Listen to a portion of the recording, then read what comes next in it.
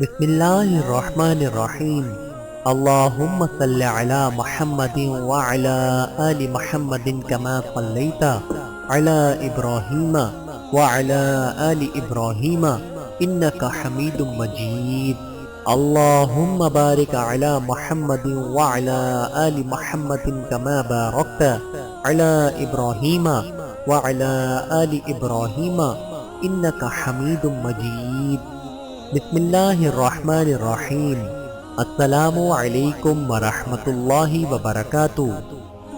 حدیث جناب رسول اللہ صلی اللہ علیہ وآلہ وسلم کی اقوال یعنی ارشادات، افعال یعنی کاموں، اور تقریرات یعنی صحابہ کے کسی کام یا بات پر آپ کی خاموش تائید کا نام حدیث ہے۔ حدیث قرآن کریم کی طرح وحی الہی ہے، فرق یہ ہے کہ قرآن کے الفاظ اللہ کے ہیں اور حدیث کے الفاظ آپ صلی اللہ علیہ وآلہ وسلم کے ہیں۔ قرآن کی طرح حدیث کا انکار کفر ہے۔ حدیث قرآن کے مختصر مضامین کی تفصیل اور قرآن کے اشاروں کی وضاحت ہے۔ احادیث کی تعداد لاکھوں سے متجاوز ہے۔ حدیث کی سب سے مستند کتاب امام بخاری کی صحیح بخاری ہے۔ حدیث کا سب سے مقبول مجموعہ صحاح ستہ ہے۔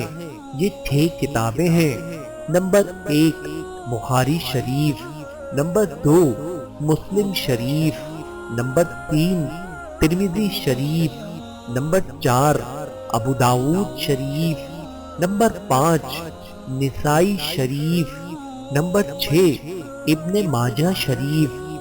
ان کے علاوہ چند اور مشہور کتابیں یہ ہیں: نمبر 1 موطا امام مالک، نمبر 2 موطا امام محمد، نمبر 3 طحاوی شریف، نمبر 4 مشکات المصابیح، نمبر 5 ریاض الصالحین، نمبر 6 شعیب الایمان امام بہقی، نمبر 7 مستند امام احمد۔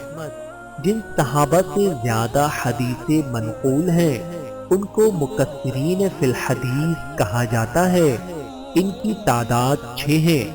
نمبر 1 حضرت ابو ہریرہ رضی اللہ تعالی عنہ، ان سے 5374 روایات منقول ہیں۔ نمبر 2 حضرت عبداللہ بن عمر رضی اللہ تعالی عنہ، ان سے 2630 روایات منقول ہیں۔ نمبر 3 حضرت انس بن مالک رضی اللہ تعالی عنہ، ان سے 2286 روایات منقول ہیں۔ نمبر 4 حضرت عائشہ صدیقہ رضی اللہ تعالی عنہا، ان سے 2210 روایات منقول ہیں۔ نمبر 5 حضرت عبداللہ بن عباس رضی اللہ تعالی عنہ، ان سے 1660 روایات منقول ہیں۔ نمبر 6 حضرت جابر بن عبداللہ رضی اللہ تعالی عنہ، ان سے 1540 روایات منقول ہیں۔ اللہ تعالیٰ سے دعا ہے کہ اللہ تعالیٰ ہم سب کو احادیث مبارکہ پر عمل کرنے والا اور ڈھیروں نیکیاں کمانے والا بنائے۔ آمین ثم آمین۔